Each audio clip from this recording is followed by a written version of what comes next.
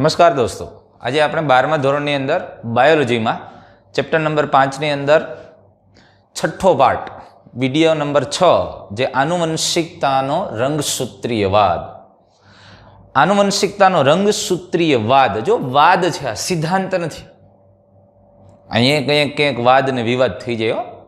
તો આ આનુવંશિકતાનો રંગસૂત્રીયવાદ એના વિશે કેટલીક વાત કરવી છે આપણે, અને બહુ વ્યવસ્થિત રીતે, અને બહુ મસ્ત બધા ટોપિક છે. તમે ચેપ્ટર શરૂ થયું ત્યારથી તમને ખબર છે, મજા જ આવ્યા કરે એવા ટોપિક છે.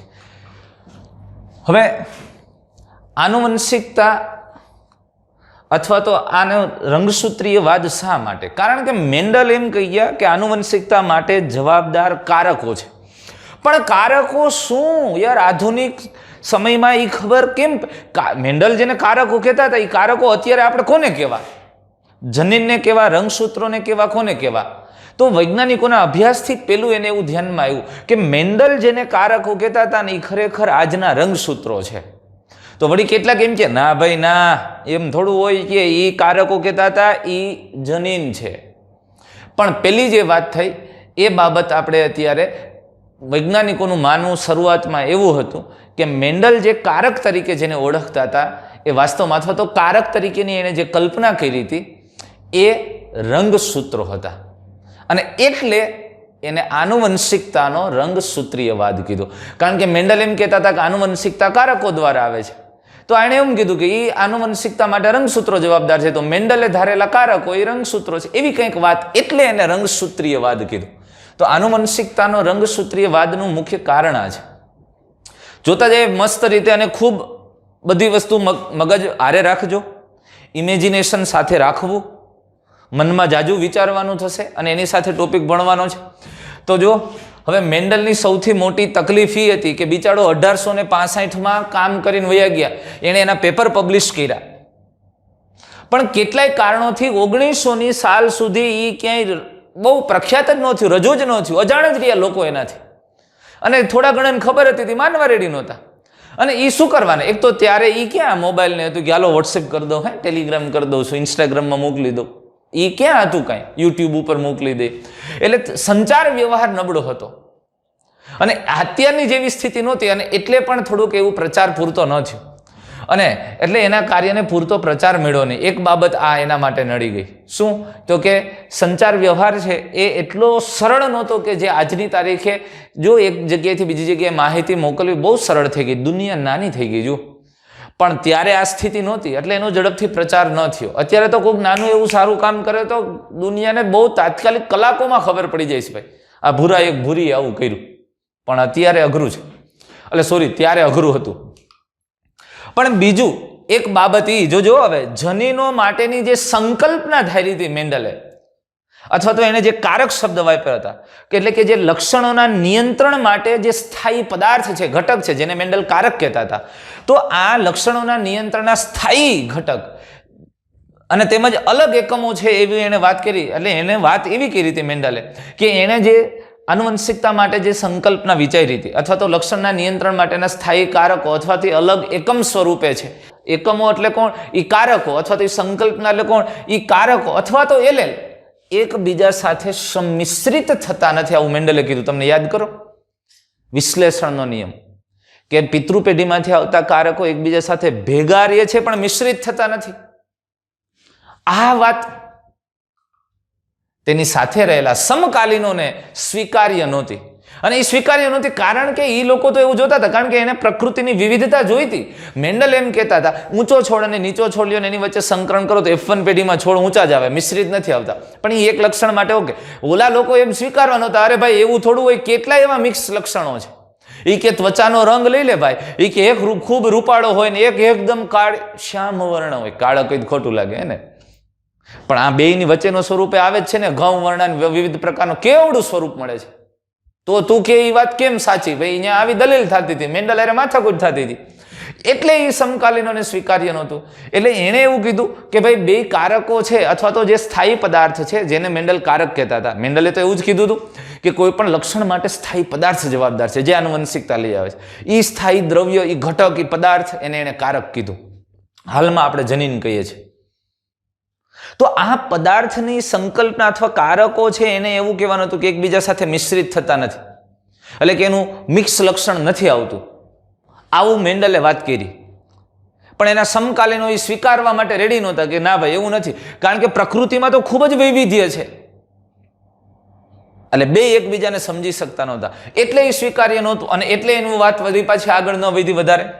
અને ત્રીજું એ પણ થયું કે જોજો જીવ વિજ્ઞાનીઓને મેન્ડલને જે જૈવ ઘટનાના પૃથ્થકરણ માટે ઉપયોગમાં લીધેલો જે ગાણિતિક અભિગમ છે, સૌ પહેલો એવો વ્યક્તિ હતો કે બાયોલોજીની અંદર અથવા તો વિજ્ઞાનની અંદર પ્રાયોગિક બાબતોની સાથે સાથે ગાણિતિક અભિગમનો ઉપયોગ કર્યો. અને આ ગાણિતિક અભિગમ એ સંપૂર્ણ નવો અને પ્રાથમિક ઉપયોગ હતો એમનો, અને એટલે કેટલાક વૈજ્ઞાનિકો એ સ્વીકારતા નહોતા કે આમાં થોડું મેથેમેટિકલી ચાલે, કે આ તો સજીવ છે, કે મન પડે એમ કરે, એટલે આ બાબત પણ સ્વીકાર્ય નહોતી. અને એક બાબત એ પણ સ્પષ્ટ છે કે ભલે મેન્ડલે એવું અંકિત કર્યું હતું કે એના માટે જે કારક છે, કારક એક વિભક્ત છે, એક અલગ રચના છે, એક એકમ છે, એક દ્રવ્ય છે, પણ સૌથી મોટી બાબત એ હતી કે આ બાબત માટે આ વિભક્ત એકમ અથવા તો જે કારકો છે એના વિશેની ભૌતિક સાબિતી અથવા તો ભૌતિક પ્રમાણ મેન્ડલ કોઈ જ પણ દર્શાવી શક્યા નહોતા, એક પણ ભૌતિક સાબિતી આપી શક્યા ન હતા. અને સાથે સાથે એ પણ ન બતાવી શક્યા કે તે કયા દ્રવ્યોના બનેલા છે. મેન્ડલ એ પણ વાત નથી, એણે કારકને જોયું નહોતું અને કારક શેનું બનેલું છે એ ખબર નહોતી, એટલે એ એની પાસે જવાબ નહોતો અને એટલે લોકો એને સ્વીકારવા માટે રેડી નહોતા. પણ ઈસવીસન 1900માં ધ વ્રીસ, કોરેન્સ અને શેરમાર્ક આ ત્રણ વૈજ્ઞાનિકો જો ત્રણે ભૂર્યા અને એને સ્વતંત્ર રીતે પોતાની રીતે સ્વતંત્ર સ્વરૂપે લક્ષણોની આનુવંશિકતા સંબંધિત મેન્ડલના પરિણામોનું પુનઃ સંશોધન, જોજો પુનઃ સંશોધન કર્યું.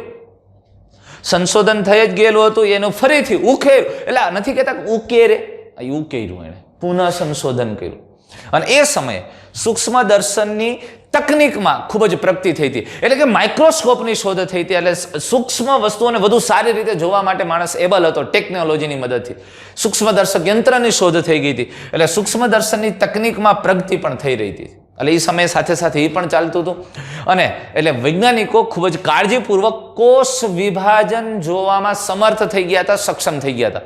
મેન્ડલ વખતે કોષ વિભાજન થાય એ કોને ખબર ભાઈ કેમ થાય છે, પણ આ 1900ની સાલ સુધીની અંદર સૂક્ષ્મદર્શક યંત્રની સારી રીતે શોધ થયેલી અને કોષ વિભાજનની પ્રક્રિયાનો ખૂબ સારી રીતે અભ્યાસ થયેલો.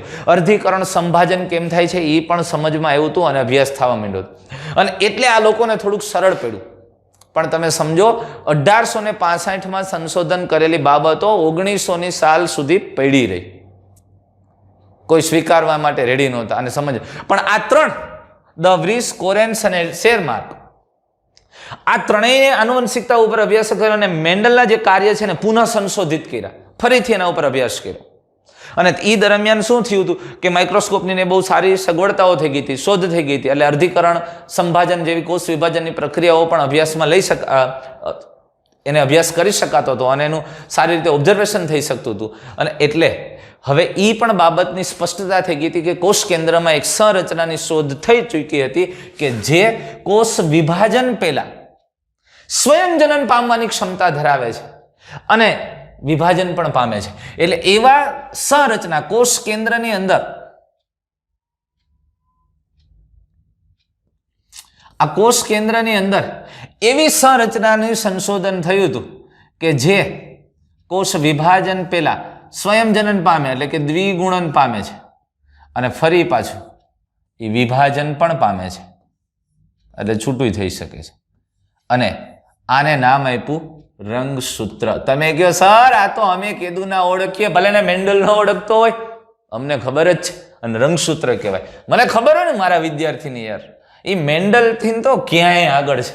હે એને હું મોબાઈલમાં કાંઈ ખબર પડતી હતી? અમારા છોકરાને ગમે ત્યાંથી ગમે એ પૂછો, ખબર જ હોય. તો પછી તો વૈજ્ઞાનિક ખરેખર કોણ? તમે બધા વૈજ્ઞાનિકો જ છો યાર.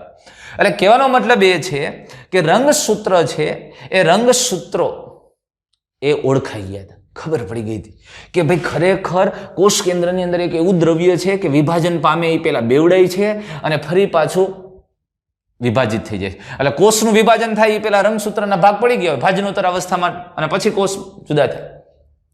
અને જેને રંગસૂત્ર તરીકે ઓળખવામાં આવે. ઇન શોર્ટ, રંગસૂત્રની શોધ એ દરમિયાન થઈ ગઈ હતી. અને રંગસૂત્રોની શોધ થઈ એટલે આ ભૂરિયાઓને, આ વૈજ્ઞાનિકોને સહેલું પડ્યું આ સમજાવવા માટે. એટલે 1902માં અર્ધીકરણ દરમિયાન રંગસૂત્રોના હલનચલનની ગતિનું જ્ઞાન પ્રાપ્ત થઈ ચૂક્યું હતું. તમે સમજો, 1902માં રંગસૂત્રોની ગતિ ખબર પડવા માંડી કે ભાઈ એક રંગસૂત્રના બે ભાગ થાય ને એક રંગસૂત્રી આ ધ્રુવ તરફ ને બીજી આ ધ્રુવ તરફ. અર્ધીકરણમાં એવી ખબર પડી કે અર્ધીકરણ એકની અંદર જોડ મધ્યમાં ગોઠવાય ને એક ઓલી બાજુ ને એક ઓલી બાજુ. આવી બધી માહિતી 1902માં ખબર પડી ગઈ હતી. એટલે અર્ધીકરણ દરમિયાન રંગસૂત્રોના હલનચલનની ગતિનું જ્ઞાન પ્રાપ્ત થઈ ગયું હતું. અને એટલે ત્યાર પછી બે જો વાલ્ટર સટન અને થિયોડોર બોવેરી. એટલે સટન અને બોવેરીએ જોયું કે રંગસૂત્રોનો વ્યવહાર પણ જનીન જેવો છે. અરે જનીન એટલે કોણ ખબર? આજના જનીન એ તે દિવસના મેન્ડલના કારકો. એટલે એણે લોજિક માર્યું કે સટન અને બોવેરીએ એવું કીધું કે અત્યારે જે રંગસૂત્રોનું મૂવમેન્ટ જોવા મળે છે, રંગસૂત્રો જ્યારે એકબીજાથી જુદા પડે છે, અરે એ મેન્ડલના કારકો જેવું છે. હવે તમે જુઓ કેમ? તમે કહો કે આવું હોય? અરે હોય. અર્ધીકરણ જુઓ તમે, અર્ધીકરણ એક. આ અત્યારે રંગસૂત્રો એક કોષની અંદર બે રંગસૂત્ર અને અર્ધીકરણ એક થાય. આ જોડમાં રહેલા બે રંગસૂત્રો એકબીજાથી છૂટા પડે કે નથી પડતા? પડે છે. તો જન્યુની અંદર એક જોડમાં રહેલા રંગસૂત્રમાંથી એક જ રંગસૂત્ર ગયું. તો મેન્ડલે તો એવું કીધું તું કારકો જોડમાં છે. અને આ કારકોમાંથી જ્યારે પ્રજનન કોષ બને ત્યારે એક કારકમાં એક ટી, બીજામાં બીજો. એટલે રંગસૂત્રની જોડમાં આવું જ થાય છે. એટલે વાલ્ટર સટન અને બોવેરીએ એવી વાત કરી કે ભાઈ આજે અત્યારે જે રંગસૂત્રોનું હલનચલન છે ને એ જે મેન્ડલે વર્ણવેલા કારકો છે ને એવું જ છે. મેન્ડલ એમ કહેતા હતા કે કારકો જોડમાં આવેલા છે અને જોડમાં રહેલા બંને કારકો અર્ધીકરણ દરમિયાન એટલે કે પ્રજનન કોષના નિર્માણ દરમિયાન એકબીજાથી છૂટા પડે છે, વિશ્લેષણ થાય છે. તો એ જ વસ્તુ જ્યારે માઇક્રોસ્કોપ દ્વારા અર્ધીકરણનો અભ્યાસ થયો ત્યારે સમજમાં આવી, ખબર પડી કે જોડમાં રહેલા બે રંગસૂત્રો અર્ધીકરણ દરમિયાન એટલે કે પ્રજનન કોષના નિર્માણ દરમિયાન એકબીજાથી મુક્ત થાય છે, છૂટા પડે છે. આ બોવેરીએ કીધું. સમજાય છે? એટલે એનું કહેવાનું એવું હતું કે રંગસૂત્રોનું જે મૂવમેન્ટ છે એ મેન્ડલે ધારેલા કારકો સાથે મેચ થાય છે એના જેવું છે. આ વાત કરી થિયોડોર બોવેરી અને સટને. અને તેઓએ મેન્ડલના નિયમો અને રંગસૂત્રોના હલનચલનની ગતિવિધિ દ્વારા સમજાયું. એટલે એણે મેન્ડલના નિયમોને રંગસૂત્રોના હલનચલન, મેં હમણાં કીધું ને તમને કે રંગસૂત્રો કેવી રીતે મૂવમેન્ટ થાય છે, તો કે જોડમાં રહેલા રંગસૂત્રો બે એક અલગ અલગ કોષમાં જાય છે. તો એ જ વસ્તુ મેન્ડલના કારકો, અરે વિશ્લેષણનો નિયમ જુઓ, આ જ બતાવે છે. એટલે એણે મેન્ડલના નિયમોને રંગસૂત્રોના હલનચલનની ગતિવિધિ સાથે સમજાવ્યા. અને કોષ વિભાજનની પ્રક્રિયા, સંભાજન તેમજ અર્ધીકરણની પ્રક્રિયામાં રંગસૂત્રોના વર્તુણકને ધ્યાનમાં લ્યો એટલે આ બાબતને સ્પષ્ટ સમજી શકાય તમને ક્લિયર. અને તમે કહો સાર અર્ધીકરણ તો અમને આમ આવડે. મને ખબર છે ને તમને આવડે.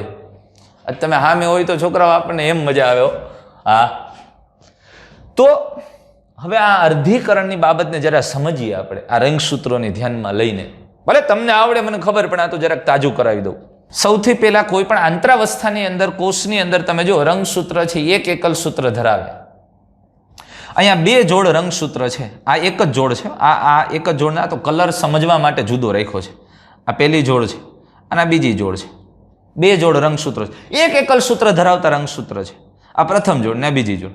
પછી જીવન તબક્કા પછી એસ તબક્કો આવે. એસ અવસ્થા દરમિયાન જનીનિક દ્રવ્ય બેવડાય સ્વયંજનન થાય અને G2માં તો પછી ડબલ થઈ ગયું હોય અને રંગસૂત્ર એકદમ સૂત્ર સ્વરૂપે મંડે ગોઠવાવા. હા, સૂત્ર સ્વરૂપે હજી ન ગોઠવાના હોય, એ તો વિભાજનમાં આવે. હા, આ પાડતા નહીં. પણ આ રંગસૂત્રનું દ્રવ્ય ડબલ થઈ ગયું છે. એટલે જો આ પહેલી જોડના હવે રહેલા રંગસૂત્ર છે એ બેવડાયેલા છે અને બીજી જોડના છે એ બેવડાયેલા છે. અહીંયા પીળું ને ઓરેન્જ પહેલી જોડમાં છે અને આમાં લાલ ને લીલું લીધું છે. હવે અર્ધીકરણ એક થાય છે. અર્ધીકરણ એક, તમે કહો પૂર્વાવસ્થા એક, ભાજનાવસ્થા એકમાં આખે બધા જ જે કોષ છે એ કોષની અંદર એના વિષુવવૃત્તીય ધ્રુવમાં રંગસૂત્રોની તમને ખબર છે ને જોડ ગોઠવાય. આવી રીતે રંગસૂત્રોની જોડ ગોઠવાય. યાદ છે ને ભાઈ? રંગસૂત્રોની જોડ ગોઠવાય ભાજનાવસ્થામાં. અને ભાજનોત્તરાવસ્થામાં જોડમાં રહેલા રંગસૂત્રો, આ જોડમાં રહેલા રંગસૂત્રો ભાજનોત્તરાવસ્થા એક પોતપોતાના ધ્રુવ તરફ ગતિ કરે. આ આમ જશે અને આ આમ જશે. જોડમાં રહેલા રંગસૂત્રો પોતપોતાના ધ્રુવ તરફ ગતિ કરે, એ તો યાદ છે ને તમને? જો આ એક જો આ આમ આવ્યું, આ આમ ગયું, આમ આવ્યું, તો બસ એ જ વસ્તુ અહીંયા થાય છે. તમે જોજો, સમજો આ ભાજનોત્તર અવસ્થાની અંદર. હવે જુઓ, આ એક બાજુના બધા રંગસૂત્રો, એટલે અહીંયા તમે જુઓ પેલી જોડ છે એમાંથી એક રંગસૂત્ર એક ધ્રુવ તરફ, એટલે પીળું અને લાલ રંગસૂત્ર છે એ એક ધ્રુવ તરફ જાય છે. અને આ બાજુ તમે જુઓ તો અહીંયા કેસરી અને લીલું રંગસૂત્ર છે એક ધ્રુવ તરફ ગયું. એટલે પેલી જોડના બે રંગસૂત્રો એક કોષમાં ગયા અને પેલી જોડનું બીજું એક રંગસૂત્ર બીજામાં આવ્યું. તો એવી જ રીતે બીજી જોડનું એક આમ ગયું ને એક આમ ગયું. વાત સમજાય છે ને તમને? કલર એટલે જુદા રાખ્યા છે કે આ પ્રથમ જોડનું એક રંગસૂત્ર આ બાજુ ગયું તો એનું બીજું કેસરી રંગસૂત્ર આ બીજા કોષમાં ગયું. એવી જ રીતે બીજી જોડનું લાલ રંગસૂત્ર છે એ આ બાજુ ગયું અને લીલું રંગસૂત્ર અહીંયા ગયું. જોડમાં રહેલા રંગસૂત્રોના ભાગ પડ્યા. અને હવે અર્ધીકરણ 2, અર્ધીકરણ 2 થઈ ગયું એટલે આનું પાછું વિભાજન થશે. અર્ધીકરણ 2 માં તમને ખબર જ છે, એટલે એક રંગસૂત્રના બે એકલ સૂત્ર છૂટા પડશે. તો વાત શું સમજાવી આના ઉપરથી તમને? હાવ સ્પષ્ટ વાત અહીંયા એ થઈ ગઈ કે જોડમાં રહેલા રંગસૂત્રો છે એકબીજાથી જુદા પડે. તો મેન્ડલ કહી ગયો તો કે જોડમાં રહેલા કારકો એકબીજાથી જુદા પડે. તો આપણને માઇક્રોસ્કોપના સંશોધનો પછી એ ખબર પડી કે કોષની અંદર જોડમાં રહેલા રંગસૂત્રો એકબીજાથી જુદા પડે છે. તો જેમ કારકો જોડમાં હતા એવી રીતે રંગસૂત્રો પણ જોડમાં છે. અને જ્યારે અર્ધીકરણ થાય છે એટલે કે પ્રજનન કોષોનું નિર્માણ થાય છે ત્યારે એ જોડમાં રહેલા બે રંગસૂત્રો એકબીજાથી જુદા પડે છે. આમાંથી આ જોડમાંથી એક આમ ગયું ને એક આમ ગયું, આ જોડમાંથી એક આમ ગયું. માનો કે મનુષ્યનો કોષ છે ને આવા 46 રંગસૂત્રો, 23 જોડ છે, તો 23 રંગસૂત્રો આમ જશે ને 23 આમ જશે. સમજમાં આવી વાત?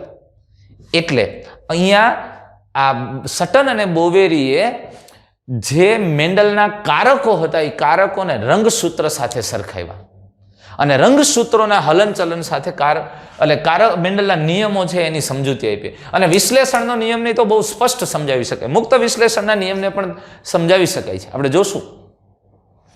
ખ્યાલ આવ્યો? તો આ રીતે એટલે હવે વાત એ થઈ તો કે જનીનની જેમ જ રંગસૂત્રો પણ જોડમાં આવેલા. આ જનીન આધુનિક શબ્દ છે.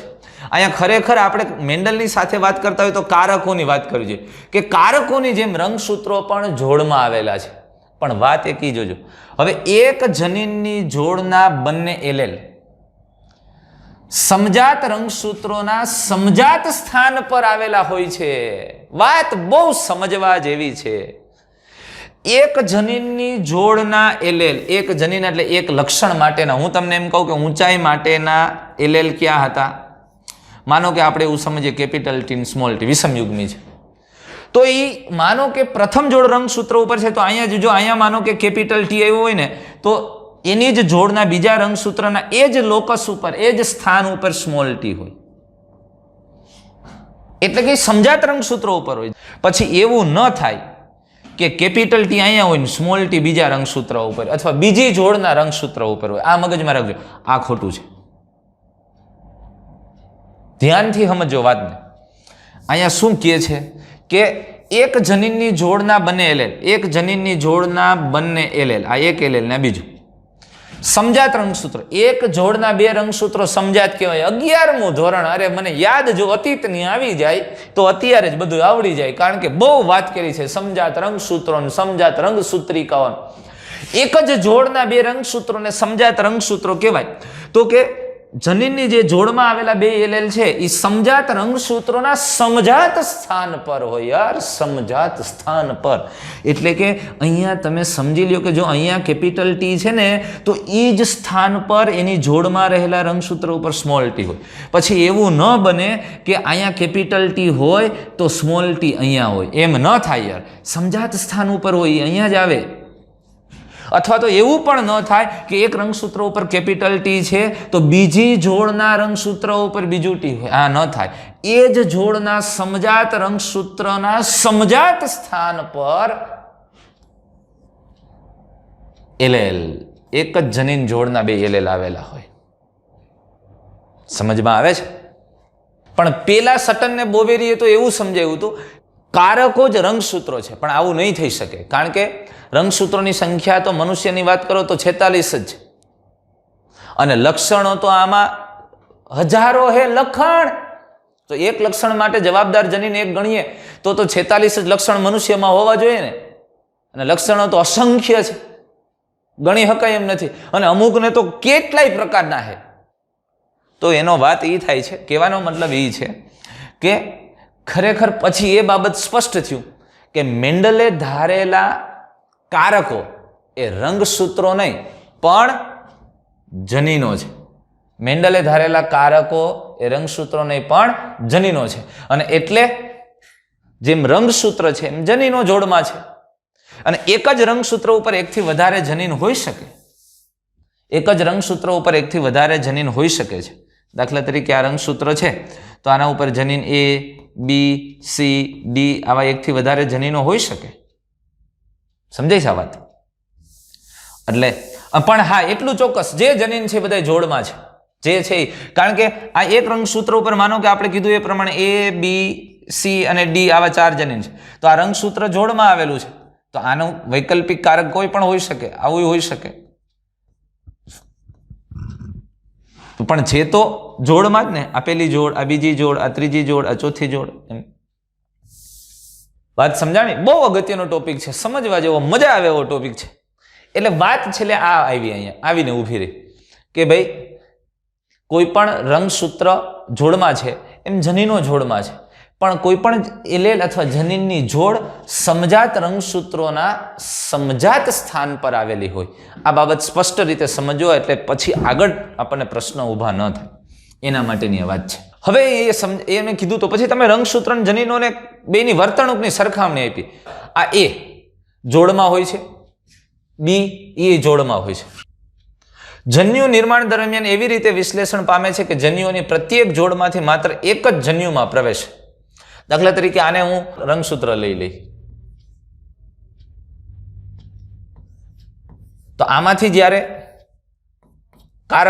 પ્રજનન કોષ સર્જાય તો આ બે માંથી એક જ જાય છે, અને અહીંયા તમે એવું લઈ લ્યો, માનો કે અહીંયા જનીન લઈ લ્યો, કારકો લઈ લ્યો, તો આમાંથી જ્યારે જન્યુઓ સર્જાય તો એ બે માંથી એક જ જાય છે. અલગ અલગ જોડ એકબીજા સ્વતંત્ર રીતે વિશ્લેષણ પામે છે.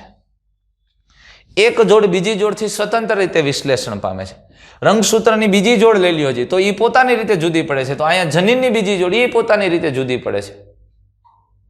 એટલે બે સરખી રીતે રંગસૂત્ર અને જનીનોના વર્તુણકની ઘણી બધી સરખામણી આપી છે કે બેયમાં મોટે ભાગે માનો કે આ રંગસૂત્ર છે, આ જનીનો છે, તો બેયના કાર્યમાં જાજો તફાવત નથી રહેતો. એટલે મેન્ડલના કારકો અને રંગસૂત્રોમાં તફાવત જોવા મળતો ન હતો, અને એટલે જ એને એવી રીતે સરખાવ્યા, એટલે કે કારકોને રંગસૂત્રો સાથે સરખાવ્યા, સટન અને બોવેરીએ, અને એટલે એને આનુવંશિકતાનો રંગસૂત્રીયવાદ આપ્યો. અને એનું કહેવાનું એવું હતું કે મેન્ડલના ધારેલા કારકો એ રંગસૂત્રો છે. કારકો આવી રીતે જોડમાંથી છૂટા પડે છે, રંગસૂત્રો જુદા પડે છે, અને અલગ અલગ લક્ષણ માટેના બે કારકોની જોડ છે તો એ બે વિશ્લેષણ પામે તો એકબીજાથી સ્વતંત્ર, તો એમ રંગસૂત્રની અલગ અલગ જોડ છે એ જુદી પડે ત્યારે એકબીજાથી સ્વતંત્ર જુદી પડે. એટલે બધું આવી વર્તુણક મોટી ભાગે સરખી જોવા મળી, પણ છતાંય એક મર્યાદા છે મુક્ત વિશ્લેષણના નિયમની, એ આપણે આ થોડુંક ભણી લીધા પછી વાત કરશું, આ નહીં તો આવતા વિડીયોમાં. ત્યાર પછી એક અગત્યની વાત એ થઈ કે જો અર્ધીકરણ એકની ભાજનોત્તર અવસ્થામાં રંગસૂત્રોની બે જોડ મધ્યાવસ્થા પટ્ટિકા પર એકબીજાથી સ્વતંત્ર રીતે સંરેખિત થઈ શકે છે. વાતને સમજો, જોજો આપણે સમજવી છે વહેંચણીને. અર્ધીકરણ એકની ભાજનોત્તર અવસ્થામાં રંગસૂત્રની બે જોડ મધ્યાવસ્થાના પટ્ટિકા પર એકબીજાથી સ્વતંત્ર રીતે, જો અહીંયા ભાજનોત્તર અવસ્થામાં વચ્ચેની પટ્ટીમાં ગોઠવાનું છે. હવે જોજો, આ પેલી જોડ છે રંગસૂત્રોની, આ બીજી જોડ છે. પેલી જોડની અંદર તમે જો આ ઓરેન્જની સાથે લીલું રંગસૂત્ર છે, અને આ બાજુના ધ્રુવ ઉપર પીળાની સાથે લાલ રંગસૂત્ર ગોઠવાયેલું છે. હવે ભાજનોત્તર અવસ્થા એક પૂરી થશે એટલે જોડમાં રહેલા બે છૂટા પડશે, એટલે આ બાજુના રંગસૂત્રો બધા આમ જશે ને આ બાજુના આમ જશે. આ પેલી જોડનું રંગસૂત્ર ઓરેન્જ આ બાજુ આવ્યું, તો ઓરેન્જની હારે બીજી જોડનું કયું આવ્યું? લીલું આવ્યું. એટલે આ કોષની અંદર ઓરેન્જ અને લીલું, બરોબર, અને આ કોષમાં પેલી જોડનું પીળું ગયું અને બીજી જોડનું લાલ ગયું. એવી જ રીતે આપણે બીજી એક વ્યવસ્થા વિચારીએ. માનો કે અહીંયા એ જ કોષ છે, આ પ્રથમ જોડ રંગસૂત્ર છે અને આ બીજી જોડ રંગસૂત્ર છે, પણ જ્યારે ભાજનોત્તર અવસ્થા દરમિયાન રંગસૂત્રો ગોઠવાણા તો જુઓ આ ઓરેન્જ રંગસૂત્ર એટલે કે નારંગી રંગસૂત્રની સાથે અહીંયા લાલ રંગસૂત્ર ગોઠવાનું. અહીંયા કયું હતું? લીલું હતું. અહીંયા લાલ ગોઠવાનું, સામેની બાજુ પીળું ગોઠવું. આ એ એકબીજાથી જો આ એવું જરૂરી નથી કે ભાઈ ઓરેન્જની આયરે લીલું જ જાય. અહીંયા જો ગોઠવણ ઊંધી થઈ ગઈ. એટલે અહીંયા પેલી જોડના રંગસૂત્રમાં હવે ભાજનોત્તર અવસ્થા એક પૂરી થાય એટલે આ બાજુના રંગસૂત્રો આ ધ્રુવ તરફ જાય, બીજી બાજુના બીજી ધ્રુવ તરફ જાય. તો તમે સમજો, એટલે ભાજનોત્તર અવસ્થા એક પૂરી થાય પછી કોષ જ્યારે અર્ધીકરણ 2 માં આવે એ દરમિયાન અથવા તો એના પછી તમે જુઓ તો ઓરેન્જ રંગસૂત્ર સાથે નારંગી રંગસૂત્ર સાથે કયું રંગસૂત્ર આવ્યું? લાલ આવ્યું. અને અહીંયા પીળા સાથે કયું આવ્યું? લીલું આવ્યું. એવું જરૂરી નથી કે આની સાથે આ જ આવે. ઓહો હો હો, તમે કેવો સર હવે સ્ટ્રાઇક થાય, ખબર પડી. બોલો શેની? મુક્ત વહેંચણીનો નિયમ. મેન્ડલનો ત્રીજો નિયમ આપણે જેને કહીએ મુક્ત વિશ્લેષણનો નિયમ. Law of independent એસોર્ટમેન્ટ. 2 લક્ષણો માટે જવાબદાર જનીનોની જોડ, એટલે કે 2 જોડ હોય જ્યારે કારકોની, ત્યારે બંને જોડ એકબીજાથી સ્વતંત્ર રીતે વિશ્લેષણ પામે. આ જોડ અને આ જોડ સ્વતંત્ર વિશ્લેષણ પામે. આ ઓરેન્જ સાથે લીલું જઈ શકે અને ઓરેન્જ સાથે લાલ જઈ શકે, અને યલો સાથે લાલ જઈ શકે અને યલો સાથે લીલું જઈ શકે. એ નિશ્ચિતતાઓ નથી, રેન્ડમલી છે. સમજાય? એટલે આ બંને જોડ વિશ્લેષણ પામે છે. છૂટી તો પડી જ, ઓરેન્જ અને પીળું છૂટું પડ્યું, પણ એ લીલું ને લાલ છૂટું પડ્યું. એ પણ 2 પોતપોતાની રીતે સ્વતંત્ર રીતે છૂટા પડે છે. એવું નથી કે આ લાઈનમાં ઓરેન્જની એરે લીલું છે તો હંમેશા એવું જ રહે. નહીં ભાઈ, એ ઓરેન્જની એરે લાલ હોઈ શકે. આ સમજાવે છે. મુક્ત વિશ્લેષણનો નિયમ પણ સમજાવી શકાણો રંગસૂત્રોના હલનચલન દ્વારા. એટલે મેન્ડલનો એ નિયમ પણ સમજાવી શકાયો. અને આ વાત થઈ ત્યાર પછી આ બધાને એમ થયું ભાઈ મેન્ડલ સાચા હતા. મેન્ડલે કીધું એ બહુ સાચી વાત હતી. પણ ત્યારે બિચારા મેન્ડલ નહોતા, એ ધામમાં વયા ગયા હતા.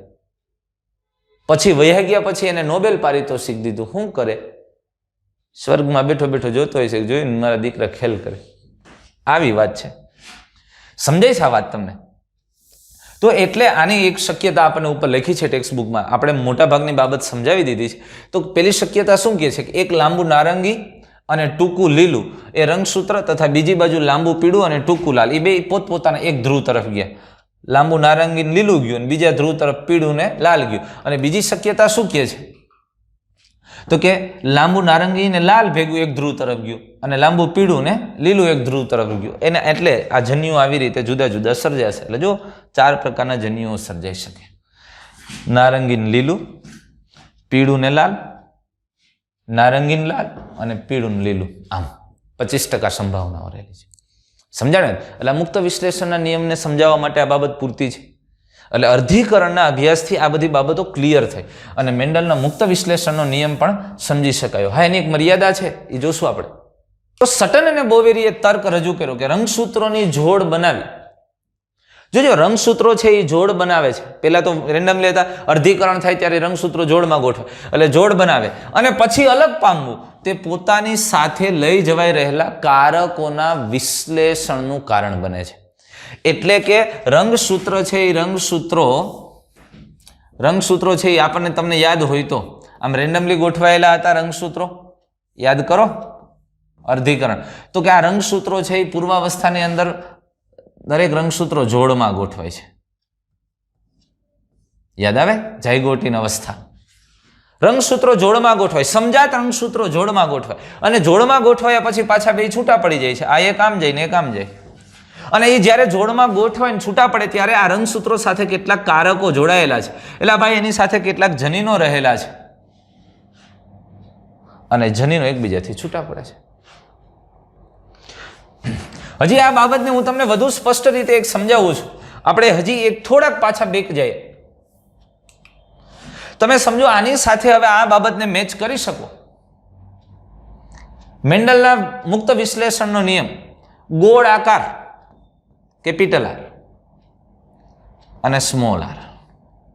માનો કે આની સાથે કેપિટલ આર છે અને આની સાથે સ્મોલ આર છે અને કેપિટલ વાય ને સ્મોલ વાય. અહીંયા કેપિટલ વાય છે ને અહીંયા સ્મોલ વાય છે. એવું જ અહીંયા છે. આ એક સંભાવનાઓ છે. તો હવે તમે સમજો, આમાંથી આમાં શું થશે? અહીંયા શું આવ્યું? આમાં કેપિટલ આર આરે કેપિટલ વાય આવ્યું. અહીંયા સ્મોલ આર સાથે સ્મોલ વાય. એટલે આ જન્યુ કેવો બન્યો? Capital R capital Y, small R small Y. આ બે આવા બને, આ આવા બને. હવે જોજો, અહીંયા આ કેપિટલ આર છે, પણ અહીંયા જે ગોઠવાણું એ આ જો રેડને આપણે કેવું લીધું હતું? Small Y. આનું આખું જનીન બંધારણ તો તમે આમ જ લખશો, capital R small R capital Y small Y. પણ કેપિટલ વાય કયું? આ બાજુ ગોઠવાણું, અને સ્મોલ વાય ક્યાં આવ્યું? અહીંયા આવ્યું. અહીંયા કેપિટલ આર આ બાજુ આવ્યું અને સ્મોલ આર આમ થયું.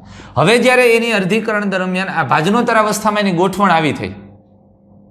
હવે આ જ્યારે છૂટા પડ્યા ત્યારે કેપિટલ આર સાથે સ્મોલ વાય આવ્યું અને સ્મોલ આર સાથે કેપિટલ વાય ગયું. એટલે આ જન્યુઓ કેવા થયા? Capital R small Y, small R capital Y થયા. 4 પ્રકારના જન્યુઓ. વાત સમજાણી તમને? તો આ વસ્તુને એટલે મેન્ડલનો મુક્ત વિશ્લેષણનો નિયમ છે. મુક્ત વિશ્લેષણનો નિયમ આના દ્વારા સમજાવી શકાય. તો સટને રંગસૂત્રોના વિશ્લેષણને મેન્ડલના સિદ્ધાંતો સાથે જોડ્યા અને આનુવંશિકતાનો રંગસૂત્રીયવાદ આપ્યો. એટલે સટન અને બોવેરીએ ખાસ કરીને એમાં સટને આ જો મેન્ડલ આ જે રંગસૂત્રો જે છૂટા પડે છે, વિશ્લેષણ છે, વિશ્લેષણને મેન્ડલના સિદ્ધાંતો સાથે જોડ્યા અને આનુવંશિકતાનો રંગસૂત્રીયવાદ આપ્યો. એણે કીધું કે સ્પષ્ટ આવું જોવા મળે છે. જે મેન્ડલે કારકો છૂટા પડી વાત કરી એવી જ રીતે રંગસૂત્રોમાં જોવા મળે છે, અને એટલે એ કારકોને રંગસૂત્ર સાથે સરખાવી શકાય. પણ રંગસૂત્ર સાથે નહીં, પણ એની ઉપર આવેલા જનીનો છે એની સાથે સરખાવી શકશું, કારણ કે એક રંગસૂત્ર ઉપર એકથી વધુ જનીનો હોઈ શકે. એટલે કારકો છે એ જનીનો છે. તો જનીનો એ જોડમાં છે, રંગસૂત્રો જોડમાં છે, જનીનો એટલે કે કારકો જોડમાં છે. આ વાત કરી. એટલે આ વિચારના સંશ્લેષણનું પાલન કરી અને થોમસ હન્ટ મોર્ગન અને તેઓના સાથીઓએ આનુવંશિકતાનો રંગસૂત્રીયવાદ અને તેના સિદ્ધાંતની પ્રયોગાત્મક ચકાસણી કરી, પ્રેક્ટિકલી થોડુંક જોયું, અને સાથે સાથે બીજી કેટલીક બાબતની પણ એને વાત કરી. લિંગી પ્રજનનને કારણે જોવા મળતી જે ભિન્નતા છે, કેવી રીતે ભિન્નતા સર્જાય છે, એને પણ આધારભૂત શોધ કરી આ પ્રયોગની સાથે સાથે. અને એમાં એણે શું કર્યું? તો મોર્ગને એક ફળ માખી લીધી, ડ્રોસોફિલા મેલેનોગેસ્ટર. આ ડ્રોસોફિલા મેલેનોગેસ્ટર ઉપર એણે કાર્ય કર્યું, આ ફળ માખી ઉપર કાર્ય કર્યું, અને એ આ પ્રકારના અભ્યાસ માટે ખૂબ જ સાનુકૂળ સાબિત થઈ અને ખૂબ જ ઉપયોગી બની. અને એને પ્રયોગ અને શું કરવાને સાનુકૂળ સાબિત થઈ? કારણ કે એને પ્રયોગશાળામાં સરળતાથી સંશ્લેષિત માધ્યમની અંદર એને ઉછેરી શકાય છે, વિકસાવી શકાય છે. અને તે એનું પોતાનું જીવનચક્ર પણ નાનું હતું, 2 અઠવાડિયામાં એ પૂર્ણ કરે છે. એટલે 15 દિવસમાં કામ પતી જાય, એટલે ખોટી રાહ ન જોવી. અને વળી એક જ મૈથુનથી મોટી સંખ્યામાં સંતતિ પેદા થાય છે. અને બીજી મહત્વની બાબત એ હતી કે સ્પષ્ટ લિંગભેદ જોવા મળે. તમે આકૃતિમાં જોઈ ગયા, નર પ્રાણી સાવ નાનું, માદા મોટી. એટલે આવો સ્પષ્ટ લિંગભેદ હતો. અને એ પણ અભ્યાસ કરવામાં ખૂબ સરળતા રહી, કારણ કે બાહ્ય લિંગભેદ હોય તો ખબર પડે આમાં આ કોણ ક્યાં છે. અને નર અને માદાની સહેલાઈથી ઓળખ થઈ શકે, અને એ સરળતાથી ઓળખ થાય તો પ્રોપરલી અભ્યાસ થઈ શકે. અને વળી આનુવંશિક વિવિધતાઓના અનેક પ્રકાર હતા. તેની અંદર વિવિધતાઓના પ્રકાર હતા. અલગ અલગ કેરેક્ટરને લઈ શકાતું હતું અભ્યાસ કરવા માટે. એના શરીરના રંગમાં, આંખમાં, એની પાંખમાં, આવા વિવિધ એની લાક્ષણિકતાઓમાં ભિન્નતા હતી. જેમ મેન્ડલે વટાણામાં ભિન્નતાઓ શોધી હતી ને એવી. અને સૂક્ષ્મદર્શક યંત્રના લો પાવરમાં, એટલે સામાન્ય ઓલું 10x ની અંદર પણ એને સરળતાથી જોઈ શકાતું હતું. સમજાય વસ્તુ? જે વિચ્છેદક સૂક્ષ્મદર્શક યંત્ર હોય ને એની અંદર એને જોવું સરળ રહેતું હતું. અને એટલે સરળતાથી ઓબ્ઝર્વેશન થઈ શકતું હતું. બાહ્ય લિંગભેદ પણ સરળતાથી ઓબ્ઝર્વ થઈ શકે એવા હતા. એક સાથે મોટી સંતતિ પેદા કરતી હતી. આવા બધા કારણથી એ થોમસ હન્ટ મોર્ગને ડ્રોસોફિલા માખી એટલે કે ફળ માખી ઉપર કામ કર્યું. અને ત્યાર પછી એને લગતો ઘણો બધો એને અભ્યાસ કર્યો. અને એને લગતી એક બહુ મહત્વની બાબત એ જે વાત કરી, સહલગ્નતા અને પુનઃસંયોજન. વ્યતિકરણ અને સહલગ્નતાની વાત કરી, પુનઃસંયોજનની વાત કરી, જે મેન્ડલના મુક્ત વિશ્લેષણના નિયમની થોડી મર્યાદા કહી શકીએ એવી સહલગ્નતા. આ વાત થોમસ હન્ટ મોર્ગને આ ડ્રોસોફિલાના પ્રયોગો પરથી કરી. અને એ ટોપિક આપણે નેક્સ્ટ વિડીયોની અંદર આવતા વિડીયોમાં મળશું. એ પણ ખૂબ ઇન્ટરેસ્ટેડ ટોપિક છે, ખૂબ ઇન્ટરેસ્ટેડ, ખૂબ મજા આવે એવો ટોપિક છે. સહલગ્નતા, જનીનો કેવી રીતે જોડાયેલા રહે. અહીંયા કીધું કે અલગ અલગ લક્ષણ માટેના જોડ છે એ જુદી પડે છે. તો એમાં એણે કીધું ભાઈ એવું બધે નથી થતું, ક્યાંક એવું થાય ભેગાઈ રહે છે. એ કેવી રીતે, ક્યાં, એના માટે શું જવાબદાર છે એ વાત. સહલગ્નતા અને પુનઃસંયોજન અને સહલગ્નતા અને વ્યતિકરણ જેવી બાબતો છે એની અંદર આપણે સમજશું. તો એ નેક્સ્ટ વિડીયોની અંદર આ ટોપિક સમજશું. Thank you.